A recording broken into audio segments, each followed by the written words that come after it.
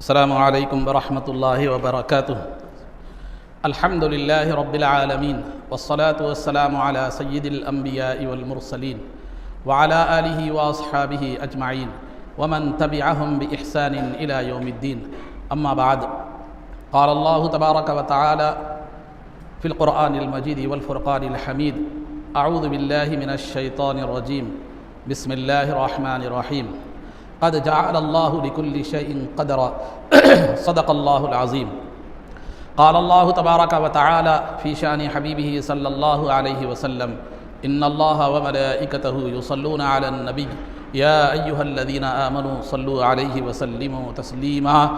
اللہم صل وسلم وزد وبارک علی حبیبک سیدنا ونبینا ومولانا محمد وعلی آلہ واصحابہ اجمعین۔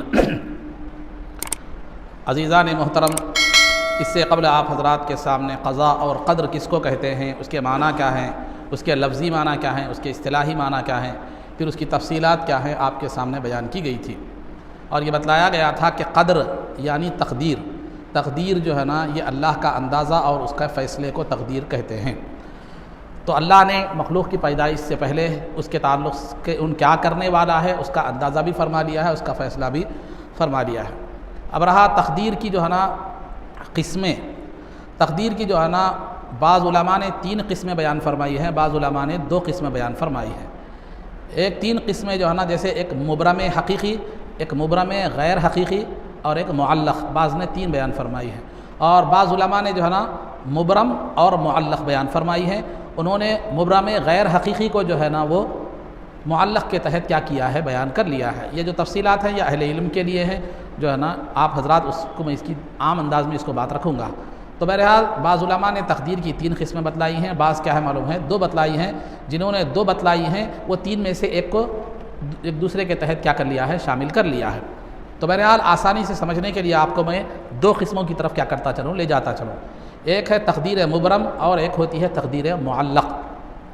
تب تقدیر مبرم کا مطلب یہ ہوتا ہے کہ ایسی تقدیر، اللہ تعالیٰ کا وہ فیصلہ اور آپ کی قسمت میں لکھی ہوئی وہ چیز جس میں تبدیلی ممکن نہیں ہے، جس میں تبدیلی ممکن نہیں ہے، جو قطعی ہے، جس میں تبدیلی کی کوئی گنجائش جو ہے نا نہیں ہے۔ اسی کی طرف اشارہ کرتے ہوئے احادیث میں بیان کیا گیا ہے کہ رفعت الاقلام وجفت الصحف، او کما قال علیہ الصلوۃ والسلام، قلم اٹھا لیے گئے ہیں اور صحیفے سوکھ چکے ہیں۔ یعنی تقدیر جو صحیفہ کہتے ہیں وہ چیز جس میں کوئی چیز لکھی جاتی ہے۔ مثال کے طور پر آج کے لحاظ سے آپ پیپر کہہ سکتے ہیں یا کاپی یا جو بھی ہے جس پر لکھا جاتا ہے، مگر وہ صحیفے ہمارے صحیفوں کی طرح نہیں ہوتے تھے۔ صحیفے مطلب جس پر کیا ہے کوئی تحریر لکھی جاتی ہے، تو قلم اٹھا لیے گئے ہیں اور صحیفے سوکھ چکے ہیں۔ یعنی اس میں اس بات کی طرف اشارہ ہے کہ اب کوئی چیز لکھی جانے والی اب نہیں ہے، اس میں ایڈ کی جانے والی نہیں ہے۔ تو لہذا جس تقدیر میں کوئی تبدیلی کی گنجائش نہیں ہے، وہ یقینی ہے، وہ قطعی ہے، اس تقدیر کو کہتے ہیں تقدیر مبرم، یعنی قطعی تقدیر، اس میں کوئی جو ہے نا تبدیلی ممکن نہیں ہے۔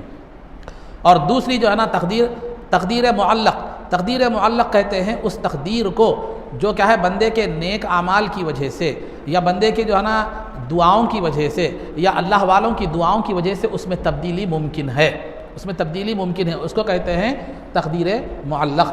جیسے قرآن کریم میں اللہ نے فرمایا یمحو اللہ ما یشاء ویثبت وعنده ام الکتاب، کہ اللہ کے پاس لوح محفوظ ہے جس میں تقدیریں لکھی ہوئی ہیں، یعنی اللہ کے پاس تقدیر کا دفتر ہے۔ اللہ اس میں سے جس چیز کو چاہے میٹ دیتا ہے اور جس چیز کا چاہے اضافہ فرما دیتا ہے۔ اس میں اسی تقدیر کی طرف اشارہ ہے جس میں تبدیلی ممکن ہے، جس کو تقدیر معلق کہا جاتا ہے۔ تو تقدیر معلق میں کے تعلق سے بھی احادیث میں بہت چیزیں آئی ہیں۔ جیسے مثال کے طور پر سرکار نے فرمایا کہ جو بندہ صلہ رحمی کرتا ہے اللہ اس کے عمر میں اضافہ فرماتا ہے۔ جو ہے نا اللہ والوں کی دعاؤں سے بھی کیا ہوتا ہے، عمر میں اضافہ، رزق میں برکت ہوتی ہے۔ تو یہ تقدیریں جو ہوتی ہیں یہ تقدیر معلق کہلاتی ہیں، جس میں جو ہے نا یہ لکھا ہوا ہوتا ہے۔ مثال کے طور پر یہ لکھا ہوا ہوتا ہے کہ اسماعیل کو زندگی میں جو ہے نا زندگی میں اسے کیا کیا جائے گا، ایک جو ہے نا ایک ذاتی مکان دیا جائے گا، ایک عمارت جو ہے نا ایک دکان جو ہے دی جائے گی، یہ اس کا رزق کا سامان ہے، یہ رزق ہے اس کا، مثال کے طور پر سمجھا رہا ہوں میں۔ تو جو ہے نا ذاتی مکان ہوگا اس کا، ایک کاروبار ہوگا، یہ ہے۔ لیکن اسماعیل کیا کرے گا، خیر خیرات کرے گا، نیک اعمال کرے گا، یا دعا کرے گا، یا رشتہ داروں کے پر خرچ کرے گا، ان کے ساتھ اچھا سلوک کرے گا، تو اللہ تعالیٰ ایک کے بجائے 2 دکانیں دے دے گا اس کو۔ تو یہ بھی تقدیر میں لکھا ہوا ہوتا ہے، یعنی اسماعیل کے حق میں اتنا رزق ہے کہ ایک مکان ایک دکان ہے، لیکن جو ہے نا اگر وہ کسی کے ساتھ اچھا کام کرتا ہے کہ اللہ کا بندہ نیک بندہ اس کے لیے دعا کرتا ہے، رشتہ داروں کے ساتھ اس سے حسن سلوک کرتا ہے، تو اللہ تعالیٰ اسے 2 دکانیں یعنی اس کے رزق میں برکت دیتے ہوئے اسے ایک کے بجائے 2 دکانیں، ایک کے بجائے 2 مکان کیا کرے گا؟ عطا فرمائے گا۔ تو بظاہر تو جو پہلے لکھا ہوا ہوتا ہے ایک مکان یہ دکان، یہ فرشتوں کو بھی اتنا ہی معلوم ہوتا ہے، اور جو تقدیر پر نظر رکھنے والے ان کو اتنا ہی معلوم ہوتا ہے، لیکن وہ جو دوسری دکان وہ نیک کام کرے گا تو اللہ اسے دوسری دکان دے گا، دوسرا مکان دے گا۔ یہ اللہ کے علم میں پہلے سے ہی ہوتا ہے کہ اس کو انجام کار اینڈنگ میں نتیجے کے طور پر اسے 2 دکانیں 2 مکان کیا کریں گے؟ ملیں گے، لیکن پہلے تو ایک دیا جائے گا، تقدیر میں ایک ہوگا، پھر وہ یہ نیک کام کرے گا تو پھر اسے دوسری دکان دوسرا مکان دیا جو ہے نا جائے گا۔ یہ جو دوسرے کا جو ذکر ہے وہ بھی تقدیر میں کیا ہوتا ہے؟ لکھا ہوا جو ہے نا ہوتا ہے، اللہ کے علم میں کیا ہوتا ہے؟ وہ ہوتا ہے۔ تو لہذا جہاں بھی احادیث میں نیک کام کرنے سے عمر کے بڑھنے کا ذکر ہوتا ہے یا رزق کے بڑھنے کا ذکر ہوتا ہے تو وہاں یہ بھی لکھا ہوا آتا ہے کہ فلاں کام کرے گا تو کیا کرے گا؟ یہ عمر میں برکت ہوگی، فلاں کام کرے گا تو رزق میں کیا ہوگی؟ برکت ہوگی۔ تو یہ تقدیر پہلے ایک لکھی ہوئی ہوتی ہے، اس کے بعد دعا سے یا نیک عمل سے اس میں اضافہ جو ہے نا ہوتا ہے، تو اس کو کہتے ہیں تقدیر معلق، جو انسان کے نیک عمل کی وجہ سے، دعاؤں کی وجہ سے، اللہ والوں کی جو ہے نا دعاؤں کی وجہ سے کیا ہوتا ہے؟ اس میں تبدیلی ممکن ہوتی ہے۔ تو تقدیر 2 طرح کی ہوتی ہے، ایک تقدیر مبرم یعنی قطعی تقدیر جس میں کوئی تبدیلی چینجنگ ممکن نہیں ہے، اور ایک تقدیر معلق جس میں جو کسی نہ کسی وجہ سے کیا ہوتی ہے؟ اس کے اندر تبدیلی ہو جو ہے نا سکتی ہے۔ اور آخر میں تقدیر کے بیان کے بعد آخر میں احادیث مبارکہ کا خلاصہ میں آپ کے سامنے بتلاتا چلو۔ سرکار دو عالم صلی اللہ علیہ وسلم اور صحابہ اکرام نے یہ نصیحت فرمائی ہے مومنوں کو کہ تقدیر کے بارے میں زیادہ سوچو مت، تقدیر کے بارے میں زیادہ کھیرو دو مت، زیادہ جو ہے نا اس کے اندر جستجو مت کرو، اس کو اندر زیادہ تحقیق کرنے کی کوشش جو ہے نا مت کرو، کیونکہ اس کی مثال ایک تاریک راستے کی طرح ہے، ایک تاریک سمندر کی طرح ہے، اور وہ اللہ کے رازوں میں سے ایک راز ہے، لہذا تمہیں اس بارے میں کھیرودنا کوشش کرنے کی ضرورت نہیں ہے۔ سطحی طور پر جتنا معلوم ہونا ضروری تھا وہ میں نے سابق میں اور آج جو ہے نا میں بیان کر دیا ہے، بس اتنا ایمان رکھنا، اتنا یقین رکھنا، اور اسی پر جو ہے نا دنیا میں دنیا کی گزارنا، یہ ہمارے لیے کافی ہے۔ جو سابقہ مجلس میں نے جو بتلا دیا ہے اور آج جو بتلایا ہے، تقدیر کے لیے ہمارا اتنا علم جو ہے نا کافی ہے۔ زیادہ اس میں کھرودنے کی، زیادہ اس کے اندر جستجو کرنے کی، زیادہ اس میں بحث کرنے کی ہمیں اجازت نہیں ہے، کیونکہ وہ راز ہے اور راز کے اوپر جو ہے نا بحث نہیں کی جاتی، کیونکہ راز راز ہی ہوتا ہے، اسے راز ہی میں رکھا جو ہے نا جاتا ہے۔ تو یہ تقدیر کے حوالے سے کچھ باتیں آپ حضرات کے سامنے عقائد میں بیان کی گئی۔ اب رہا سیرت میں، آپ کے سامنے یہ بات بتلائی گئی تھی کہ جو ہے نا بیت عقبہ ثانیہ یعنی مینا کی جو گھاٹی تھی، وہ گھاٹی کی دوسری بیت جو 13 نبوی میں ہوئی تھی، اور 75 صحابہ تقریباً جو ہے نا مدینہ منورہ سے آئے تھے، اور انہوں نے وہاں پر یہ طے پایا کہ سرکار دو عالم صلی اللہ علیہ وسلم مدینہ منورہ کو کیا کریں گے؟ ہجرت جو ہے نا فرمائیں گے۔ تو صحابہ نے سرکار نے اس کے بعد صحابہ کو ہجرت کا حکم دے دیا، تو تقریباً صحابہ مدینہ منورہ کو ہجرت کر کے تشریف لے گئے، سوا سرکار کے ساتھ صرف ابو بکر اور علی رضی اللہ تعالیٰ عنہما، اور کچھ ایسے کمزور مسلمان تھے جو مدینے کو جا نہیں سکتے تھے، وہ رہ گئے تھے۔ اب کفار نے دیکھا کہ اب مسلمان جب تک مکے میں تھے ہم ان کو ستا سکتے تھے، اب مدینے کو چلے گئے تو ہماری پہنچ اور گرفت سے کیا ہو گئے؟ وہ باہر ہو گئے، تو لہذا اب وہاں جائیں گے وہ پھلیں گے پھولیں گے، اسلام کو ترقی ہوگی، پھیلے گا، لہذا اب ہمارا جو ہے نا مقصد کیا ہوگا؟ اسلام کو روکنے کا ناکام ہو جائے گا، لہذا ہمیں کیا کرنا چاہیے؟ تو لہذا ہمیں جو ہے نا نعوذ باللہ نبی پاک صلی اللہ علیہ وسلم کا معاملہ ہی ختم کر دینا چاہیے، ان کو ہی کچھ نہ کچھ جو ہے نا روک لگانی چاہیے۔ تو لہذا اب اسے کیا کرنا چاہیے؟ اس کے لیے انہوں نے دارالندوہ ایک میٹنگ ہال جو ان کا تھا اس میں انہوں نے مجلس رکھی، یہ تفصیلی میں بیان اس کا کر چکا ہوں۔ بہرحال مختلف مشورے ہوئے، اس کے بعد شیطان بھی اس میں شامل تھا، ایک نجدی بوڑھے کی شکل میں، مقام نجد کے بوڑھے کی شکل میں۔ پھر یہ طے پایا کہ یہ ہر قبیلے مختلف مشورے ہوئے، لیکن شیطان نے ابو جہل کے مشورے کو پسند کیا، جو مشورہ یہ تھا کہ جو ہے ہر قبیلے کا ایک آدمی کیا کرے گا؟ نبی پاک صلی اللہ علیہ وسلم پر حملہ کر دے گا اور سب مل کر نبی پاک صلی اللہ علیہ وسلم کو شہید کر دیں گے۔ اس طرح نبی پاک صلی اللہ علیہ وسلم کے قبیلے کے لوگ پورے قبیلوں سے تو بدلہ نہیں لے سکیں گے۔ اس کے بعد معاملہ خون بہا، جو خون کی دیت ہوتی ہے یا جو خون کا جو چالان جو بول سکتے ہیں، زمان جو ہوتا ہے، وہ دے جا کر کیا کر دیں گے؟ معاملہ ختم ہو جائے گا، ہمارا مقصد بھی پورا ہو جائے گا اور جنگ بھی کیا ہوگی؟ نہیں ہوگی۔ ادھر یہ لوگ یہ کر رہے تھے، ادھر اللہ جبریل امین کو نازل فرمایا، اور جبریل امین نازل ہوئے، اترے اور آ کر حکم دیا کہ سرکار کو کہ جو ہے نا یہ لوگ آپ کو نعوذ باللہ شہید کرنے کا ارادہ رکھ رہے ہیں، اور آج رات ہی شہید کرنے کا ان کو پروگرام ہے۔ پھر اللہ کا حکم سنایا کہ آپ مدینہ منورہ کو ہجرت کر کے تشریف لے جائیں۔ تو دوپہر کا وقت تھا، سرکار دو عالم صلی اللہ علیہ وسلم سیدنا ابو بکر صدیق رضی اللہ تعالیٰ عنہ کے مکان کو تشریف لے گئے، جا کر کہا کہ اے ابو بکر مجھے ہجرت کا حکم دیا گیا ہے۔ تو ابو بکر صدیق رضی اللہ تعالیٰ عنہ نے عرض کیا کہ یا رسول اللہ صلی اللہ علیہ وسلم کہ ہجرت میں آپ کے ساتھ کون ہوں گے؟ تو انہوں نے کہا کہ اللہ نے حکم دیا ہے کہ تم ہجرت میں تم میرے ساتھ رہو گے۔ تو ابو بکر صدیق رضی اللہ تعالیٰ عنہ کو اس قدر خوشی ہوئی کہ خوشی سے آنسو نکل گئے۔ بی بی عائشہ فرماتی ہیں کہ میں نے سنا تھا کہ خوشی کے بھی آنسو ہوتے ہیں، لیکن میں نے آج اپنے والد کو دیکھ لیا کہ خوشی کے بھی کیا ہوتے ہیں، آنسو ہوتے ہیں۔ ضمناً یاد رکھیں، جو غم کے آنسو ہوتے ہیں اس میں گرمی ہوتی ہے، جو خوشی کے آنسو ہوتے ہیں اس میں ٹھنڈک ہوتی ہے۔ تو بہرحال خلاصہ گفتگو یہ ہے کہ اس کے بعد سرکار جب ہجرت کے لیے گئے تو اسماء بنت ابو بکر صدیق رضی اللہ تعالیٰ عنہ کی صاحبزادی بی بی عائشہ بھی آپ کی صاحبزادی تھی، اور اسماء بنت ابو بکر بھی جو ہے نا آپ کی زادی تھی۔ تو اسماء بنت ابو بکر نے کیا کیا، سرکار کے لیے، اپنے والد کے لیے کیا کیا، معلوم توشہ تیار کیا۔ توشہ تیار کرنے کے بعد انہوں نے کیا کیا، توشے کو باندھنا تھا، مشکیزہ جو پانی کا جو چھاگل ہوتا ہے، تھیلی ہوتی ہے، اس کو باندھنے کے لیے کوئی چیز جلدی میں نہیں مل رہی تھی، تو انہوں نے اپنا کمر کا جو پٹکا تھا اس کے 2 ٹکڑے کر دیے، ایک توشے کو باندھ دیا، تھیلی کو توشے کی، اور ایک جو ہے نا پانی کی تھیلی کو باندھ دیا۔ تو چونکہ سرکار کی ہجرت کی خدمت میں انہوں نے جو ہے نا یہ عمل کیا تھا، تو دنیا آج تاریخ کی کتابوں میں ان کو ذات النطاقین کے نام سے یاد کیا جاتا ہے۔ ذات النطاقین یعنی 2 پٹکے والی خاتون، کیونکہ انہوں نے کمر بند کے 2 حصے کر کے 2 پٹکوں کو کیا کر دیا تھا، ایک توشے دان کو، ایک پانی کی تھیلی کو باندھ دیا تھا۔ تو عزیزان محترم، ایسے تو کپڑے پھاڑنا باندھنا یہ ہر خواتین کرتی تھی اس زمانے میں، خیر آج کل تو ٹفن وغیرہ نکل گئے، لیکن جس پھاڑنے اور باندھنے کو سرکار کی ہجرت سے نسبت ہو گئی اس کو ہمیشہ کی زندگی مل گئی، اس عمل کو ہمیشہ کی زندگی مل گئی۔ تو جس عمل کو یا جس ذات کو سرکار کے عمل سے سرکار کی ذات سے نسبت ہو جاتی ہے، وہ دنیا میں نہ رہ کر بھی ہمیشہ زندہ رہتے ہیں۔ جو سرکار کے عمل کو چھوڑ دیتے ہیں، سرکار کی زندگی کو اور طرز عمل کو چھوڑ دیتے ہیں، وہ دنیا میں رہ کر بھی مردہ ہیں، انہیں نہ کوئی یاد کرے گا اور نہ کوئی وہ قوم سر اٹھا کر کیا کر سکتی ہے، دنیا میں جی سکتی ہے۔ آج مسلمانوں کا وہی حال ہے۔ تو بہرحال عزیزان محترم، تو ابو بکر صدیق رضی اللہ تعالیٰ عنہ جب اسلام لائے تھے 40,000 درہم آپ کے پاس تھے، 40,000 درہم آپ کے پاس تھے۔ تو ابو بکر صدیق رضی اللہ تعالیٰ عنہ اسلام لانے کے بعد جو مسلمان غلام کافروں کے تحت تھے، جو ان پر اسلام کی وجہ سے غلاموں پر ظلم کرتے، جیسے بلال رضی اللہ تعالیٰ عنہ وغیرہ وغیرہ، تو مسلمان غلام جو کافروں کے ماتحت تھے، جن کو مسلمان ہونے پر ستایا اور سزائیں دی جاتی تھی، جن کا تذکرہ میں نے پیچھے کیا ہے، تو آپ ہر جمعہ کو ایک غلام آزاد کرتے تھے، ہر جمعہ کو اپنے غلام خریدتے تھے، آزاد کرتے تھے۔ چنانچہ بلال رضی اللہ تعالیٰ عنہ کو بھی آپ ہی نے خرید کر کیا کیا تھا، آزاد کر دیا تھا۔ تو وہ 40,000 درہم خرچ ہوتے ہوتے صرف 5,000 رہ گئے تھے، 5,000 رہ گئے تھے۔ تو وہ 5,000 درہم جو ہے نا ابو بکر صدیق رضی اللہ تعالیٰ عنہ ہجرت میں اپنے ساتھ لے گئے۔ جب مدینہ منورہ پہنچے تو مسجد نبوی کی زمین خریدنے کی بات آئی تو آپ نے وہ 5,000 دے کر مسجد نبوی کی زمین خریدی۔ تو ابو بکر صدیق رضی اللہ تعالیٰ عنہ کے والد ابو قحافہ جو تھے وہ بھی اس وقت موجود تھے جب آپ ہجرت کر کے جا رہے تھے۔ ابو قحافہ کی بینائی چلے گئی تھی، اندھے تھے، نظر نہیں آتے تھے، تو ابو قحافہ ابھی ایمان نہیں لائے تھے۔ تو ابو بکر جو ہے نا ابو قحافہ نے آپ کی بیٹی جو اسماء تھی، جنہوں نے توشہ باندھا تھا، دادا نے پوتری سے کہا، ابو بکر کی صاحبزادی، ابو بکر صدیق رضی اللہ تعالیٰ عنہ کی صاحبزادی جو اسماء تھی، ان سے دادا یعنی ابو بکر کے والد جو ہے نا ابو قحافہ نے کہا کہ ابو بکر تو چلا گیا ہجرت کر کے، لیکن وہ 5,000 جو درہم تھے وہ بھی لے کر چلا گیا، اس نے دوہری تکلیف تجھے دی، ڈبل جو ہے نا تکلیف تجھے دی۔ ایک تو یہ کہ تجھے چھوڑ کر چلا گیا، پھر دوسرا جو ہے نا وہ 5,000 درہم جو پیسے تھے پورا مال لے کر چلا گیا، اس نے تجھے دوہری تکلیف دی۔ تو اسماء بنت ابو بکر صدیق رضی اللہ تعالیٰ عنہ کی حرارت ایمانی دیکھیے، آپ نے کیا کیا، ایک پتھر کو ایک کپڑے میں لپیٹ کر اس مقام پر رکھ دیا جہاں پر پیسے رکھے جاتے تھے۔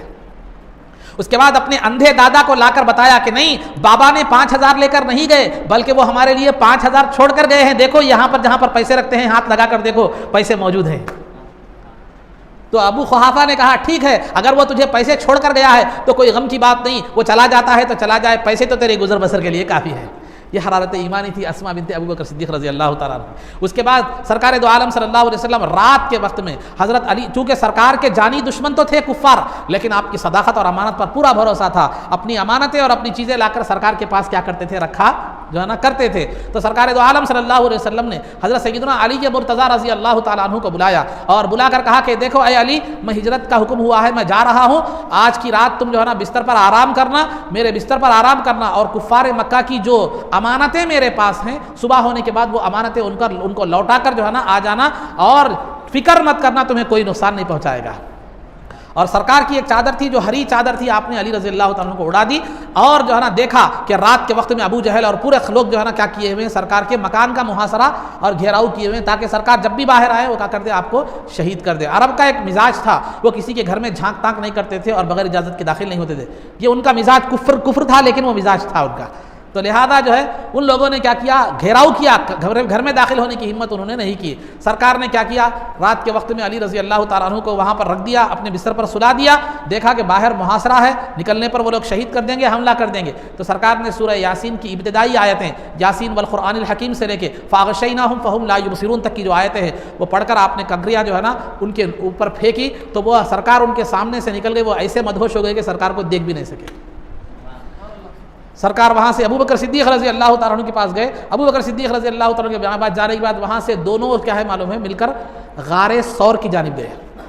جبل ثور یہ جو ہے نا مکے سے سعود کی جانب ہے، مکہ مکرمہ سے سعود کی جانب جو ہے نا یمن کے راستے پر یہ پہاڑ ہے، اور یہ پہاڑ جو ہے نا تقریباً 3 سے 4 میل کے فاصلے پر ہے، اور 1 میل تقریباً 1.25 کلومیٹر کا ہوتا ہے۔ اس حساب سے دیکھا گیا تو تقریباً 5-6 کلومیٹر کے فاصلے پر کیا ہے معلوم، وہ پہاڑ ہے جو جبل ثور کہلاتا ہے۔ اس میں ایک غار ہے جس کو غار ثور کہتے ہیں۔ یہ پہاڑ کا نام جبل ثور اس لیے تاسع وہ اس لیے رکھا گیا ہے، بتاتے ہیں کہ اسماعیل علیہ السلام کی اولاد میں سے ایک آدمی اس پہاڑ پر اس نے کچھ خیام کیا تھا، تو خیام کرنے کی وجہ سے اس پہاڑ کا نام، اس آدمی کا نام چونکہ ثور تھا، اس کے نام سے اس پہاڑ کا نام بھی کیا ہو گیا، جبل ثور رکھ گیا۔ تو جبل ثور اس میں ایک غار تھا، غار ثور۔ یہ پہاڑ کی اونچائی مکہ مکرمہ کی جو سطح زمین تھی اس سے تقریباً 1200 فٹ اونچی تھی۔ مکے سے تقریباً 5-6 کلومیٹر کے فاصلے میں، 3-4 میل مطلب تقریباً 6 سے 8 کلومیٹر کے درمیان کا جو ہے نا وہ فاصلہ ہوتا ہے۔ یہ ساؤتھ میں تھا اور جو ہے نا یمن کے راستے پر تھا۔ تو سرکار دو عالم صلی اللہ علیہ وسلم اور ابو بکر صدیق رضی اللہ تعالیٰ عنہ اس پہاڑ کی جانب گئے۔ کیوں اس لیے گئے، اس میں ایک حکمت یہ تھی کہ جب معلوم ہوگا کفار کو کہ سرکار مدینے کو ہجرت کر کے تشریف لے گئے ہیں تو ظاہر سی بات ہے وہ سرکار کو مدینے کے راستے پر ڈھونڈیں گے، تو لہذا آپ نے مخالف راستے کو، مخالف سمت کو کیا اپنایا، کیونکہ تاکہ ان جو ہے نا کفار کا ذہن اس طرف کیا کرے، نہ جائے۔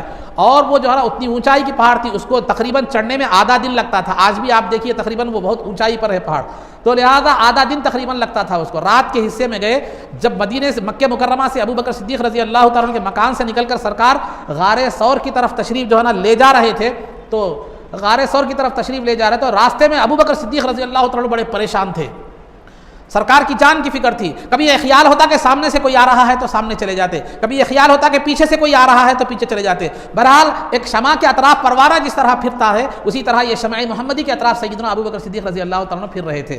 اس کے بعد جب غار پر پہنچے تو وہ غار جو ہے نا ایسا ہے کہ وہ جب پہاڑ پر غار پر پہنچے تو وہ غار کی کیفیت کیسی تھی، وہ بالکل اس میں سیدھا آپ داخل نہیں ہو سکتے تھے۔ آج بھی دیکھیے آپ اس میں سیدھا آپ داخل نہیں ہوتے، بلکہ جھک کر داخل ہونا پڑتا ہے اس کو۔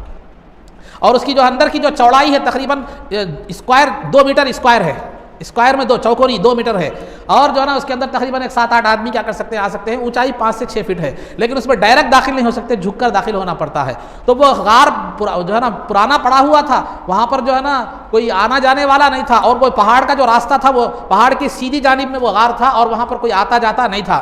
تو ابو بکر صدیق رضی اللہ تعالیٰ عنہ سرکار کو اندر داخل ہونے سے پہلے سیدنا ابو بکر صدیق رضی اللہ تعالیٰ عنہ نے کہا کہ یا سرکار آپ یہاں باہر تشریف لے جائیے، غار بہت پرانا ہے، ہو سکتا ہے کوئی سانپ وغیرہ بچھو وغیرہ کوئی نقصان آپ کو پہنچا دے، اسی لیے پہلے آپ داخل ہوئے۔ تو دیکھا کہ اس میں کئی بلیں تھی، سوراخیں تھی سانپ وغیرہ کی، تو آپ نے کیا کیا، پورے کپڑے پھاڑ کر کیا کر دیا معلوم ہے، سوراخوں میں کیا کر دیا، کپڑوں کو ٹھونس دیا، اور ایک سوراخ باقی تھا جس کے لیے کپڑا ناکافی تھا، تو آپ نے ایڑی لگا دی وہاں پر۔ اس کے بعد بیٹھ گئے اور سرکار کو بلایا، سرکار کو اندر آنے کے لیے کہا۔ سرکار دو عالم صلی اللہ علیہ وسلم تشریف لائے اور آپ کی مانڈی پر آرام فرمانے لگے۔ تو جس مقام پر، جس سوراخ پر ابو بکر صدیق رضی اللہ تعالیٰ عنہ نے ایڑی لگائی تھی، اس میں ایک سانپ تھا، اور وہ سانپ بھی سرکار دو عالم صلی اللہ علیہ وسلم کا مشتاق تھا، دیدار کا مشتاق تھا۔ تو چونکہ ابو بکر صدیق رضی اللہ تعالیٰ عنہ نے ایڑی لگاتی تھی، تو سرکار کے دیدار کے لیے وہ ایڑی رکاوٹ بنی ہوئی تھی، تو وہ سانپ آپ کی ایڑی پر کئی مرتبہ ڈس دیا، کئی مرتبہ ڈس دیا۔ تو جو ہے نا تکلیف کی وجہ سے ابو بکر صدیق رضی اللہ تعالیٰ عنہ اف تک نہیں کہے، کیونکہ تاکہ سرکار کے جو ہے نا آرام میں خلل نہ آنے پائے،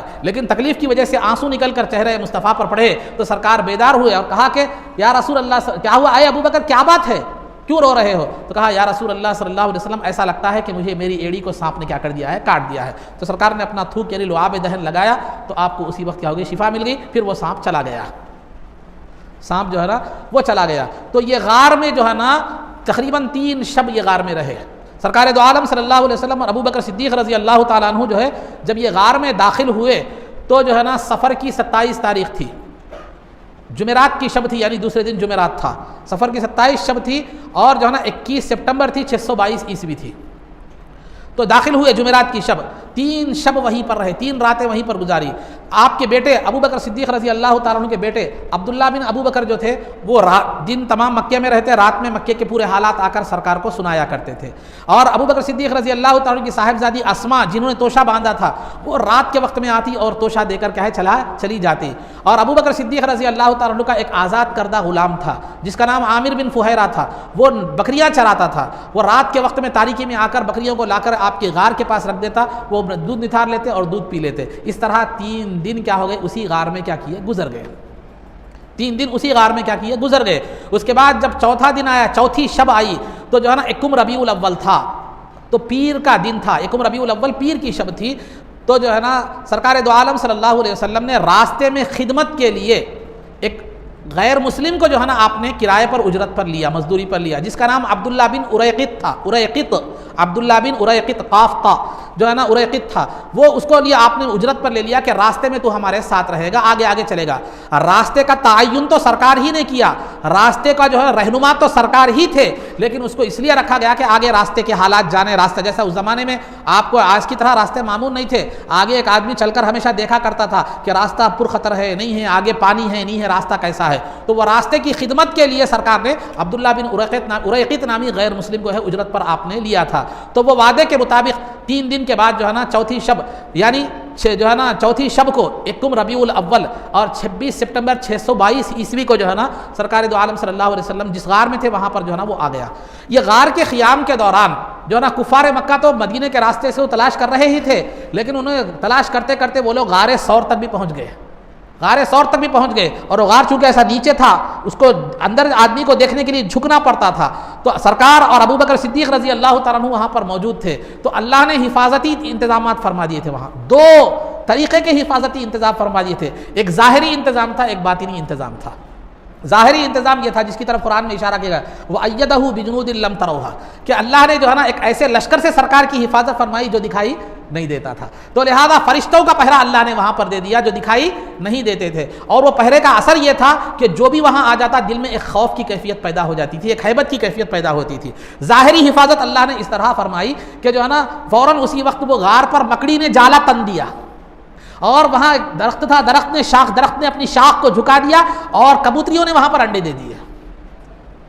تو جب کفار آ گئے وہاں تک غار تک پہنچ گئے تو سیدنا ابو بکر صدیق رضی اللہ تعالیٰ عنہ ڈرنے لگے کہ کہیں سرکار کو نقصان نہ پہنچا دے، اور عرض کیا کہ یا رسول اللہ اگر وہ جھک کر اپنے خدموں کو بھی دیکھ لے گا تو ہم نظر آ جائیں گے۔ تو سرکار نے فرمایا لا تحزن ان اللہ معنا، تمہیں غمزدہ ہونے کی ضرورت نہیں ہے، اللہ ہمارے ساتھ ہے۔ وہ آئے، انہوں نے دیکھا کہ یہ کبوتریاں جو ہے نا ایک جنگلی جانور ہے جو انسانوں سے مانوس نہیں ہے، انسانوں کو دیکھ کر بھاگ جاتا ہے، پھر یہاں ان کے انڈے نظر آ رہے ہیں، ایسا معلوم ہوتا ہے کہ یہ گھونسلہ کئی دن سے انہوں نے ڈال یہاں پر رکھا ہے۔ پھر غار پر مکڑی کے جالے کو دیکھا تو وہ جالا انہیں اتنا پرانا نظر آیا، انہوں نے دیکھ کر کہا کہ ایسا معلوم ہوتا ہے کہ یہ مکڑی کا جالا اتنا پرانا ہے کہ محمد صلی اللہ علیہ وسلم کی پیدائش سے پہلے بنایا ہوا ہے۔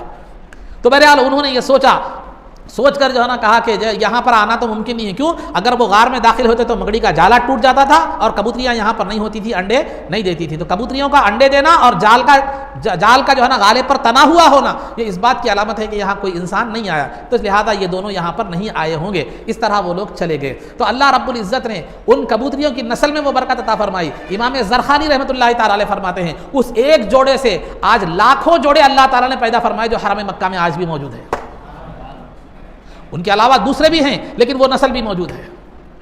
تو الغرض عزیزان محترم یہ جو ہے نا اس کے بعد 3 رات رہے، اس کے بعد یکم ربیع الاول 22 سپٹمبر 600 یکم ربیع الاول 13 نبوی یعنی نبوت کے 13ویں سال، ابھی ہجری شروع نہیں ہوا تھا، 13 نبوی نبوت کے 13ویں سال جو ہے نا یکم ربیع الاول پیر کی شب جو ہے نا مطابق سرکاری تاریخ کے حساب سے 22 سپٹمبر، وہاں 16 سپٹمبر کو داخل ہوئے تھے، 22 سپٹمبر 600 جو ہے نا 21 سپٹمبر 622 عیسوی کو وہاں سے نکلے۔ داخلہ جو ہوا تھا، پہلے چاند کی تاریخ ذہن میں رکھیں، داخلہ جو ہوا تھا 27 صفر جمعرات کی شب کو داخل ہوئے تھے، اور اس دن سرکاری تاریخ کیا تھی؟ 16 سپٹمبر 622 عیسوی تھی، اور چاند کی تاریخ کیا تھی؟ 27 صفر 13 نبوی تھی۔ اور جب نکلے تو جو ہے نا یکم ربیع الاول تھا، پیر کی شب تھی، 13 نبوی تھی، یہ چاند کی تاریخ۔ سرکاری تاریخ جو تھی وہ وہ جو ہے نا 21 سپٹمبر تھی 622 عیسوی تھی، وہ غار سے نکل کر جو ہے نا ایک عبداللہ بن اریقط کو بات کیے تھے، اس نے 2 اونٹنیاں جو ابو بکر صدیق رضی اللہ تعالیٰ عنہ پہلے ہی خرید رکھے تھے ہجرت کے لیے، وہ لے کر آیا۔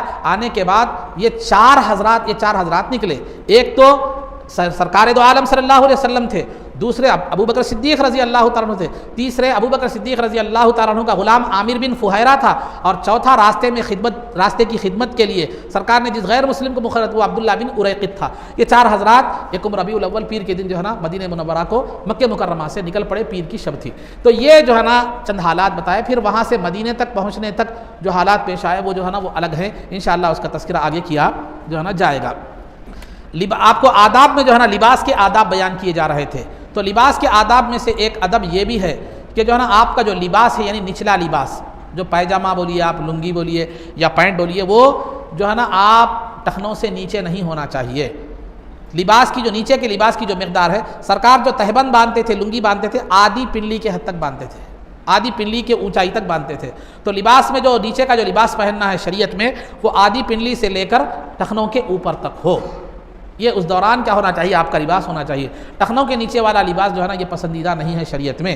اگر خاص طور پر اگر وہ بطور تکبر کے یا بطور فیشن کے اتباع کے، فیشن میں کے طور پر اگر پہنایا گیا ہے تو پھر وہ جو ہے نا پسندیدہ نہیں ہے، بلکہ وہ گناہ کا مسئلہ ہے، وہ گناہ ہے۔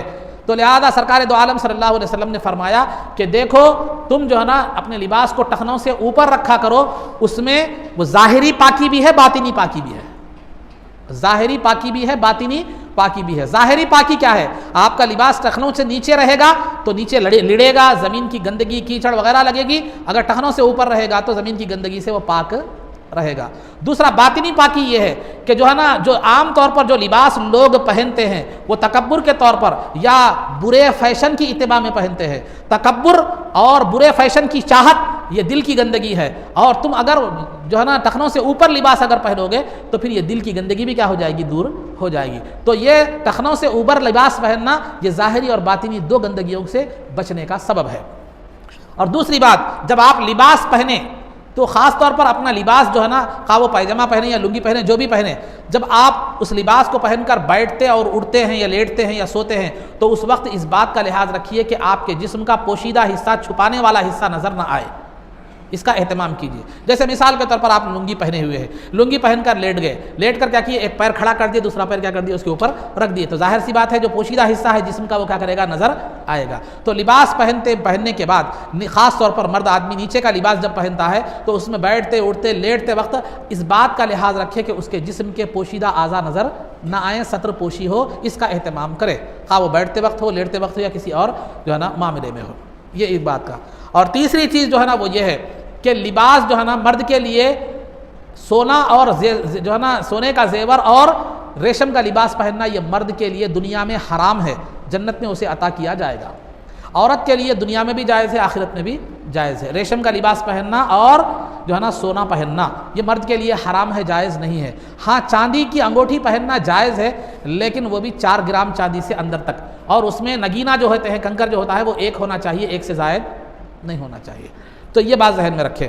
تو لہذا یہ جو ہے نا آپ مرد کے لیے سونا پہننا حرام ہے، اور جو ہے نا ریشم کا لباس پہننا، عورت سونا بھی پہن سکتی ہے دنیا میں، ریشم کا لباس بھی پہن سکتی ہے۔ چنانچہ سرکار دو عالم صلی اللہ علیہ وسلم کے پاس ایک بادشاہ کی طرف سے سونے کا کپڑا آیا، ریشم کا لباس آیا، تو ریشم کا لباس آنے کے بعد سرکار نے کہا کہ اس کے 2 ٹکڑے کر دوپٹہ بنا دو، بنا کر 2 لڑکیوں کو دے دو تاکہ وہ دوپٹہ یعنی اوڑھنی کے طور پر کیا کرے، اسے استعمال کر لے۔ تو اس سے یہ معلوم ہوتا ہے کہ عورتوں کے لیے ریشم کا لباس کیا ہے، جائز ہے، مرد کے لیے جائز جو ہے نا نہیں ہے۔ اور چوتھی چیز جو ہے وہ یہ ہے کہ عورتیں یا مرد ہوں اتنا پتلا لباس نہ پہنے یا اتنا تنگ لباس نہ پہنے جس سے جسم یا جسم کا شیپ کیا ہوتا ہے، نظر آتا ہے۔ اور خاص طور پر عورتیں ایسا لباس نہ پہنے جس سے کیا ہوتا ہے، لوگوں کی توجہ اس کی طرف ہوتی ہے۔ لباس لوگوں کی توجہ کو ہٹانے کے لیے ہوتا ہے، لوگوں کو دعوت نظارہ دینے کے لیے نہیں ہوتا۔ تو لہذا آج ہمارے پاس برقعوں کے شیپ تک ایسے نکل گئے ہیں جس سے جسم کی یہ ہے شیپ بھی نظر آ رہا ہے، اور اس طرح کے زرق برق اور ایسے فیشنیبل برقعے ہمارے پاس آ گئے ہیں جو کیا ہے معلوم ہے، نہ دیکھنے والا بھی کیا کرتا ہے، اس کی طرف دیکھتا ہے۔ تو یہ برقعے کا مقصد آپ نے یہ کر دیا، حجاب کا مقصد یہ ہے کہ کوئی بری نظریں اور نگاہیں آپ کی طرف نہ پڑے، اس لیے. لیکن ہم نے لباس کو بھی، برقعے کو بھی جو ہے نا اس قدر وہ کر دیا کہ نہ دیکھنے والا بھی کیا کرے، اس کو دیکھے. اسی وجہ سے ہمارے پاس بڑے لوگ ایک بات بولتے ہیں، گوشہ گاڑا پردہ پتلا ہوتا ہے. ایسے لوگوں کے لیے گوشہ گاڑا پردہ پتلا، تو لہٰذا گوشہ تو بڑا گاڑا ہے لیکن پردہ پتلا کرے تو مقصد کوئی حاصل جو ہے نا نہیں ہوا. تو یہ بات جو ہے نا اس طرح کا عمل نہیں ہونا چاہیے. ایسی عورتیں جو اپنے جو کپڑے پہن کر بھی ننگی نظر آتی ہیں، خواہ وہ جسم کا شیپ نظر آنے کی وجہ سے ہو یا پتلے کپڑے پہننے کی وجہ سے ہو. حدیث شریف میں سرکار دو عالم صلی اللہ علیہ وسلم فرماتے ہیں کہ ایسی عورتیں جنت میں داخل ہونا تو دور کی بات، جنت کی خوشبو بھی انہیں نصیب نہیں ہوگی. جنت کی خوشبو بھی انہیں کیا ہوگی جو ہے نا نصیب نہیں ہوگی. جبکہ جنت کی خوشبو ہزاروں میل پہلے سے آتی ہے، سونگنے میں آتی ہے. جنت جس مقام پر ہے وہاں سے ہزاروں میل دور تک جنت کی خوشبو آتی ہے، لیکن ان عورتوں کو جنت کی خوشبو بھی نصیب نہیں ہوگی. یعنی جنت میں داخل تو نہیں ہوگی لیکن ہزاروں میل جنت سے دور رہے گی. ایک بات. اور لباس میں جو ہے نا ایک بات، یہ حکم ہمیں شریعت میں دیا گیا ہے کہ آپ جو ہے نا مرد عورتوں کا طریقہ اختیار نہ کریں، عورتیں مردوں کا طریقہ اختیار نہ کریں. یعنی لباس ہو یا لائف اسٹائل ہو یا طرز زندگی ہو، مرد عورت کا طرز زندگی اختیار نہ کرے اور عورت مرد کی طرز زندگی اختیار نہ کرے. آج آپ دیکھیں گے عورتیں جینس پینٹ پہن رہی ہیں، ٹی شرٹ پہن رہی ہیں، اوڑھنی نہیں ڈال رہی ہیں، اور جو ہے نا جو چیزیں چھپانے کی ہے وہ نہیں چھپا رہے ہیں. مرد دیکھو پورے جو ہے نا عورتوں کا طرز زندگی، ہیئر اسٹائل دیکھو تو عورتوں کا، بات کرنے کی نزاکت دیکھو عورتوں کی، اور ہاتھوں میں کڑا آ گیا، بریسلیٹ آ گیا، گلے میں چین آ گئی اور سر پر چوٹی آ گئی. بہرحال یہ جو ہے نا کئی طریقے سے جو ہے نا مرد دیکھو پوری عورتوں کی مشابہت. ایک سروے میں نے اس سے قبل بھی ذکر کیا ہے، کہیں پیپر میں پڑھا تھا میں، ایک سروے میں یہ بھی آ گیا کہ جو ہے نا مرد، یہ نوجوان جو ہے نا یہ عورتوں کی طرز کیوں اختیار کر رہے ہیں، تو اس وجہ سے اختیار کر رہے ہیں کہ عورتیں جو ہے نا اس طرح کی طرز کو پسند کر رہی ہیں، سمجھے، تو لیڈیز اسٹائل کو، تو اس وجہ سے ہمارے نوجوان بھی کیا ہے لیڈیز بن گئے. تو آپ دیکھو آج عورتوں کا لائف اسٹائل، طرز زندگی، کپڑے پہننے کا انداز، چلنے پھرنے کا، بہرحال جو بھی انداز ہے وہ مردانہ ہو گیا، اور مرد بچے ہمارے نوجوان جو ہے نا وہ کیا ہو گئے، عورتوں کی طرح ہو گئے. تو شریعت نے اس لباس کو، اس طرز زندگی کو پسند نہیں فرمایا. مرد کا زندگی گزارنے کا انداز جو ہے نا ایک مردانہ ہونا چاہیے.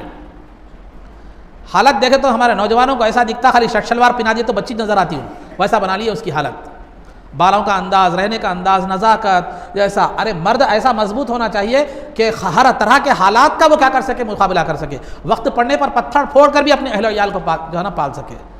یہ پورے عورتیں بن گئی ہیں، اور عورتوں کی طرح ہمارے جو ہے نا نوجوانوں کا پہلے تو داڑھی تو شیونگ ہوتی ہی ہوتی ہے، چہرہ بھی ایسا بنا لیے، اور مینس کریم کا استعمال اس قدر جو ہے نا ہو گیا کہ چہرہ جو ہے نا بالکل عورتوں کی طرح اور گال بندروں کی طرح ہو جا رہے ہیں. میں اشارتاً بول رہا ہوں، آپ آگے سمجھ سکتے ہیں. گال جو ہے نا وہ کریم لگا کے گالوں کا، کلوں کا چھیلکا وہ جو ہے نا اس قدر چلا گیا کہ گال اس طرح لال ہو گئے جیسے بندر ہوتے ہیں.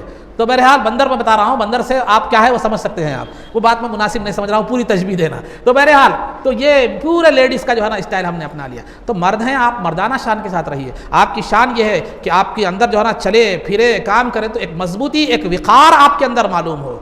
نہ چال چلن میں وقار ہے، نہ چہرے پر وقار ہے، نہ کسی چیز میں کوئی مردانہ شان جو ہے جھلک رہی ہے. آپ کی داڑھی آپ کی مردانہ شان ہے، آپ کا جو ہے نا آپ کا طرز زندگی، آپ کا لباس ایک مردانہ شان اسے جھلکنا چاہیے.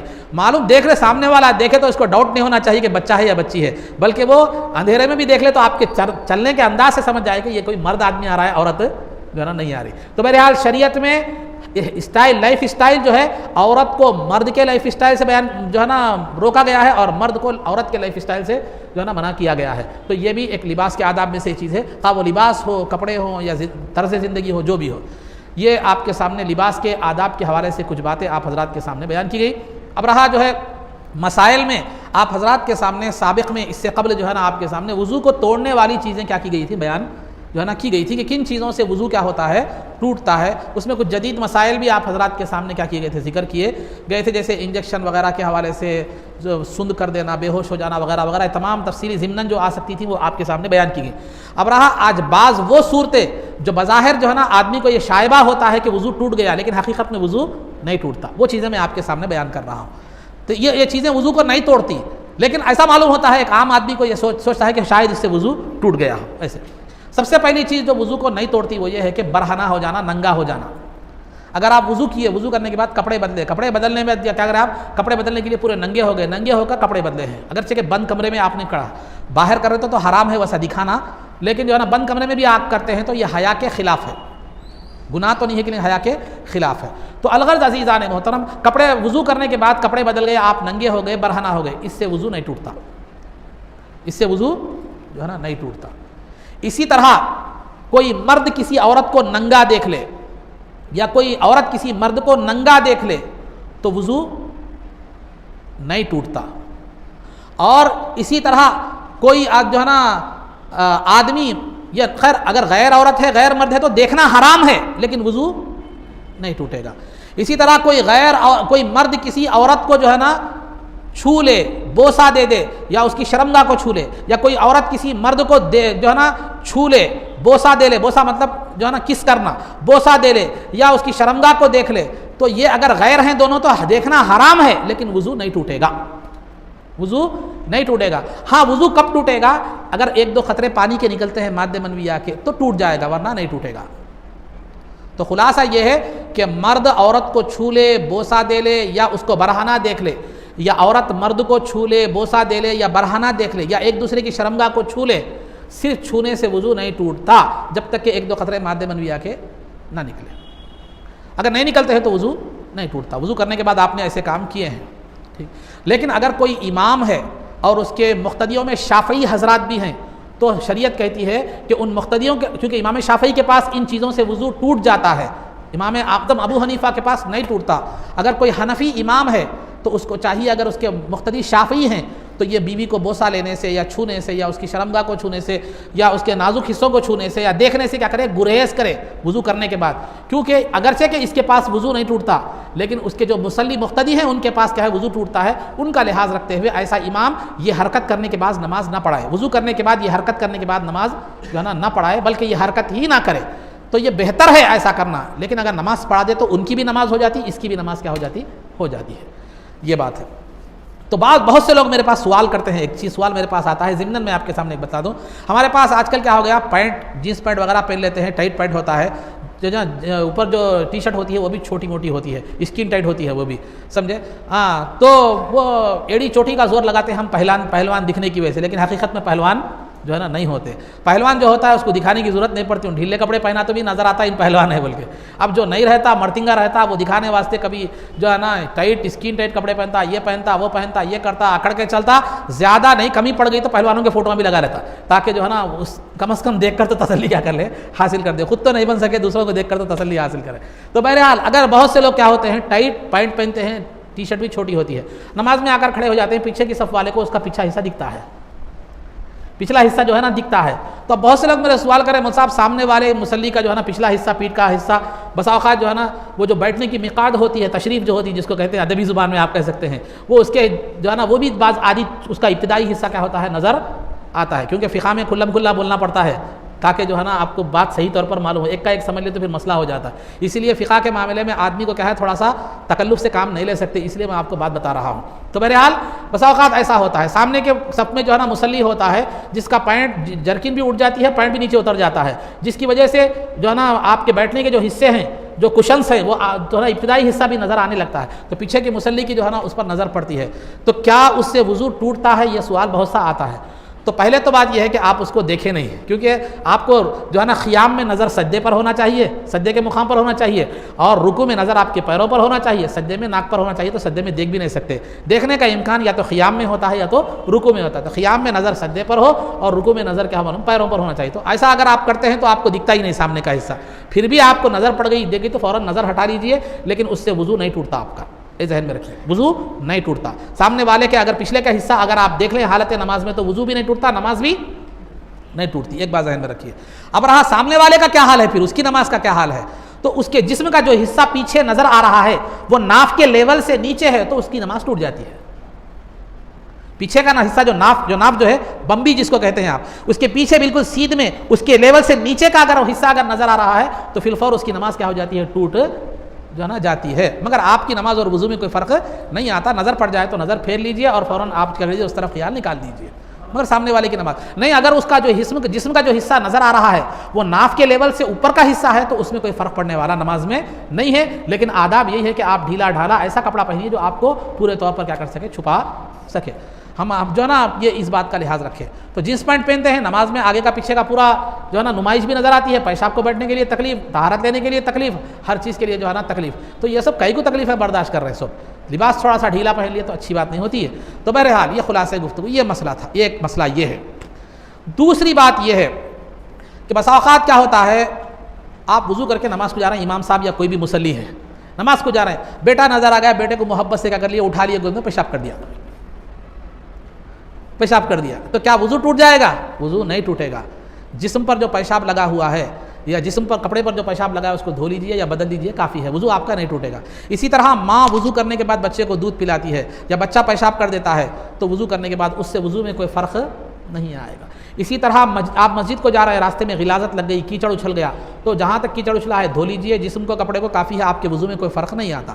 تو خلاصہ گفتگو یہ ہے کہ وضو کرنے کے بعد اگر کوئی گندی چیز آپ کو لگ جائے، کوئی نجاست لگ جائے، کوئی گندگی لگ جائے تو اس سے وضو میں کوئی فرق نہیں آتا، وضو آپ کا نہیں ٹوٹتا۔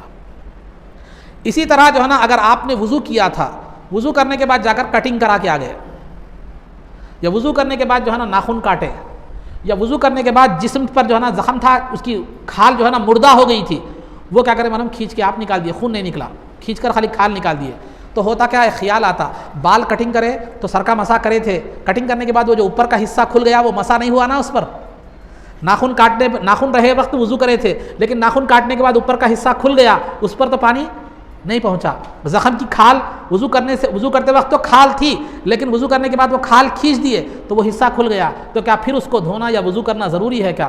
تو نہ دھونے کی ضرورت ہے، نہ وضو کرنے کی ضرورت ہے، نہ مسا کرنے کی ضرورت ہے، آپ کو اس میں کوئی فرق پڑنے والا نہیں ہے، یہ ایک بات ذہن میں رکھیں۔ اور ایک بات جو ہے نا یہ ہے کہ آپ نماز میں ہنستے ہیں، تو سابق میں نے بتلایا تھا وضو کو توڑنے والی چیزوں میں اگر کوئی بالغ آدمی نماز میں اس قدر زور سے ہنستا ہے کہ بازو والے کو اس کی ہنسی کی آواز سننے میں آتی ہے تو اس کا وضو بھی ٹوٹ جائے گا، نماز بھی ٹوٹ جائے گی۔ لیکن اگر کوئی بالغ آدمی نماز میں اتنا زور سے ہنسے کہ اس کے بازو والے کو آواز سننے میں نہ آئے تو نماز ٹوٹ جائے گی لیکن وضو نہیں ٹوٹے گا، نماز ٹوٹ جائے گی لیکن وضو نہیں ٹوٹے گا۔ تو جو ہے نا یہ وضو بعض چیزیں جو نظر آتی ہیں بظاہر ہمیں کیسے نظر آتی ہیں، یہ وضو توڑ دینے والی ہے لیکن حقیقت میں وضو جو ہے نا نہیں ٹوٹتا۔ اسی طرح کوئی زخم تھا، زخم سے جو پیشاب اور پیخانے کی راہ کے علاوہ کی بات کر رہا ہوں میں، جسم کے دوسرے حصے پر زخم تھا، زخم میں سے کیا ہو گیا، کیڑا نکل گیا یا گوشت کا ٹکڑا نکل کر جھڑ گیا، بعض بیماریوں میں ہوتا ہے ایسا، گوشت کا ٹکڑا گھل گیا، زخم سے کیڑا نکل گیا، گوشت کا ٹکڑا جو ہے نا نکل کر جھڑ گیا لیکن خون وغیرہ پیپ وغیرہ نہیں نکلا، اس سے بھی وضو نہیں ٹوٹتا، آپ باوضو ہی رہیں گے۔ لیکن اگر یہی کیڑا سامنے یا پیچھے کی شرمگاہ سے نکلتا ہے تو وضو ٹوٹ جائے گا، اس کی تفصیل میں نے پہلے بتلا دی ہے۔ زخم سے اگر جسم کے دیگر حصے پر زخم ہے، وہاں سے کوئی کیڑا نکلتا ہے، گوشت نکل کر گر جاتا ہے لیکن خون وغیرہ نکل کر نہیں بہتا تو پھر اس سے کیا ہوتا ہے، آپ کا وضو نہیں ٹوٹے گا۔ تو یہ وضو کو نہ توڑنے والی کچھ ضروری چیزیں جو بظاہر ایسا معلوم ہوتا ہے کہ وضو ٹوٹ گیا ہے، یہ ایسا وضو حقیقت میں یہ نہیں ٹوٹتا۔ تو یہ چند باتیں مسائل کے حوالے سے آپ حضرات کے سامنے بتلائی گئی۔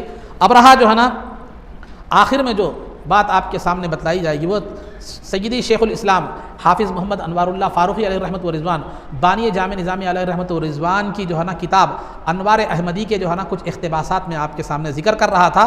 سابق میں آپ کو کچھ احادیث بتلائی گئی تھیں۔ ایک حدیث میں تو یہ تھا کہ اللہ رب العزت نے جو ہے نا دو فرشتوں کو ایسے پیدا فرمایا ہے، ان کا پیدائش کا مقصد ہی صرف یہی ہے کہ وہ جمعہ کی شب کو جو ہے نا یعنی جمعرات کا دن گزرنے کے بعد جو جمعہ کی شب آتی ہے وہ شب میں زمین پر اتریں، جمعہ کے دن جو بھی لوگ کیا کریں درود پڑھیں، وہ کیا کریں معلوم ہے، وہ کیا کرتے ہیں معلوم ہے، ان کو لکھنا اور اللہ کی بارگاہ میں پہنچانا۔ ایک حدیث ایسی تھی۔ دوسری حدیث یہ تھی کہ اللہ رب العزت نے ایک فرشتے کو پیدا فرمایا ہے جو سرکار دو عالم صلی اللہ علیہ وسلم کی قبر مبارک کے پاس کھڑا رہتا ہے اور کائنات میں جہاں بھی سرکار پر جو بھی درود پڑتا ہے اس کو جو ہے نا اس کے نام اور اس کے باپ کے نام کے ساتھ سرکار کی بارگاہ میں اس کا درود پہنچاتا ہے۔ یہ کئی حدیث، یہ اس طرح کی حدیثیں پیچھے میں نے عرض کی تھی۔ ان حدیثوں کو ذکر کرنے کے بعد شیخ الاسلام سیدی حافظ محمد انوار اللہ فاروقی علیہ رحمۃ الرضوان بانی جامع نظامی علیہ رحمۃ الرضوان فرماتے ہیں کہ فرشتہ جو سرکار کے درود کی خدمت پر مامور ہے اس کو اللہ نے یہ صلاحیت دی ہے کہ دنیا کے ہر کونے میں خواہ وہ زور سے درود پڑھ رہا ہو، آہستہ پڑھ رہا ہو، اردو میں پڑھ رہا ہو، کوئی بھی زبان میں پڑھ رہا ہو، اس کے درود کو سنتا ہے، ایک وقت میں پورے لوگوں کے درود کو سنتا ہے، اس کے والد کے نام اس کے نام کے ساتھ سرکار کی بارگاہ میں پہنچاتا ہے۔ ایک خادم جو سرکار کی درود کی خدمت پر مامور ہے اس خادم کو اللہ نے یہ صلاحیت دی ہے۔ تو ایک فرشتہ جب سن سکتا ہے جو خادم ہے تو سرکار کیا امتیوں کے درود کو نہیں سن سکتے؟ جب ایک خادم میں یہ صلاحیت ہے کہ پوری دنیا کے لوگوں کے درود کو سنتا ہے پھر ان کے نام اور باپ کے نام کے ساتھ سرکار کی بارگاہ میں پہنچا سکتا ہے تو کیا سرکار نہیں سن سکتے؟ تو یقیناً سرکار سن سکتے ہیں۔ ایک خادم کو اللہ نے یہ صلاحیت عطا فرمائی ہے جو جن کی خدمت پر مامور ہے، کیا وہ آقا جو ہے نا اس درود کو نہیں سن سکتے؟ تو بالکل سن سکتے ہیں۔ سرکار ہر امتی کے ذکر کو کیا کرتے ہیں؟ درود کو خود سنتے بھی ہیں۔ چنانچہ اس کی دلیل کے طور پر طبرانی کی ایک روایت بانی جامع نے ذکر فرمائی، وہ یہ ہے کہ سرکار دو عالم صلی اللہ علیہ وسلم نے فرمایا کہ ما من عبد یصلی علی الا بلغنی صوتہ، کہ کوئی بھی امتی جب مجھ پر درود پڑتا ہے تو اس کی آواز مجھ تک پہنچتی ہے۔ یہاں مقام کا ذکر نہیں ہے کہاں پڑتا ہے کدھر پڑتا ہے، نہیں، جو کوئی بھی امتی مجھ پر درود بھیجتا ہے تو الا بلغنی صوتہ، مجھ تک اس کی آواز کیا کرتی ہے؟ پہنچتی ہے۔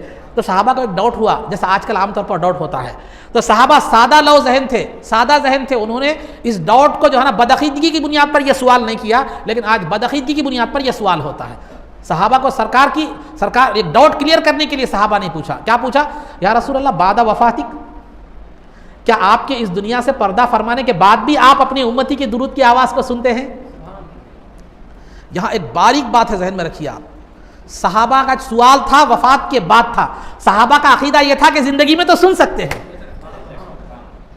زندگی میں تو سن سکتے ہیں، اسی وجہ سے زندگی کا سوال نہیں کرے۔ بعد وفاتک کے الفاظ، یا رسول اللہ زندگی میں سرکار سنتے ہیں، یہ صحابہ کو بھی ڈاؤٹ نہیں تھا۔ ہر امتی کے درود کو سرکار، ہر امتی کی آواز، درود کی آواز سرکار کو پہنچتی ہے، اس بارے میں صحابہ کو بھی زندگی میں ڈاؤٹ نہیں تھا۔ زندگی کے بعد بھی سن سکتے ہیں یا نہیں، یہ خیال تھا، ڈاؤٹ آیا تھا۔ تو صحابہ نے بعد وفاتک، یا رسول اللہ صلی اللہ علیہ وسلم آپ کی وفات کے بعد بھی آپ سنیں گے؟ تو سرکار نے فرمایا ہاں نعم بعد وفاتی، میری وفات کے بعد بھی میں امتی کی درود کی آواز کو کیا کروں گا؟ سنوں گا۔ پھر سرکار نے اور وضاحت کرتے ہوئے فرمایا ان اللہ حرم علی الارض ان تاکل اجساد الانبیاء، کہ اللہ نے زمین پر حرام کر دیا ہے کہ وہ انبیاء کے جسموں کو کھائے، تو لہذا انبیاء اپنی جسموں میں زندہ ہوتے ہیں، تو لہذا جب میں زندہ ہوں اور میں تو لہذا اپنی امتی کی باتوں کو، درود کو کیا کر سکتا ہوں؟ زندگی کے بعد بھی سن سکتا ہو۔ جب ایک فرشتہ سن سکتا ہے تو سرکار کے سننے میں کوئی حرج کی بات نہیں ہے۔ تو بانی جامع نظامیہ نے اس طرح کی بات جو ہے نا بیان فرمائی، فرشتہ خادم ہو کر بیک وقت ساری دنیا کے درود کو سن سکتا ہے، پڑھنے والے کے نام کو بھی جانتا ہے، والد کے نام کو بھی جانتا ہے، تو پھر اللہ سرکار تو اس کے آقا ہیں، تو پھر کیا سرکار نہیں سن سکتے؟ تو بالکل سن سکتے ہیں، اور امتی کی درود کی آواز کو وفات کے بعد بھی سرکار کیا کر سکتے ہیں؟ سن جو ہے نا سکتے ہیں۔ تب جب سن سکتے ہیں تو پھر فرشتے کی ضرورت کیوں پیش آئی ہے؟ یہ سوال آگے ہے انشاءاللہ، یہ سوال خود بانی جامع نے اٹھایا ہے۔ جب سن سکتے ہیں سرکار تو ایک مختلف فرشتوں کو رکھا گیا جو سرکار کے درود کو، کبھی ایک ہی فرشتہ نہیں ہے، مختلف فرشتوں کو رکھا گیا جو سرکار کے درود کو جو ہے نا سنتے ہیں، اللہ جو ہے نا سرکار کی بارگاہ میں، اللہ کی بارگاہ میں پیش کرتے ہیں۔ تو پھر فرشتوں کو رکھنے کی کیا ضرورت پیش آئی سرکار جب خود سن سکتے ہیں؟ تو یہ پھر سوال ابھی باقی ہے، یہ اشکال ابھی باقی ہے، انشاءاللہ آئندہ جمعہ میں اس کا جواب جو ہے نا خود بانی جامع نظامیہ کے حوالے سے دیا جائے گا۔ اللہ رب العزت سے دعا ہے کہ پروردگارہ جو کچھ بھی کہا گیا اس پر عمل کی توفیق رفیق عطا فرما، عزت و عافیت کی زندگی دے، اور ایمان پر ہمارا خاتمہ فرما، رسول پاک صلی اللہ علیہ وسلم کے قدموں میں ہمارا حشر فرما، آپ کی شفاعت عظمیٰ سے ہم کو بہرور فرما، آپ کے دست مبارک سے جام کوثر پینا نصیب فرما، جنت میں آپ کی غلامی معیت اور رفاقت نصیب فرما۔ صلی اللہ تعالی وسلم علی خیر خلقہ سیدنا محمد و آلہ و صحبہ اجمعین برحمتک یا ارحم الراحمین والحمد للہ۔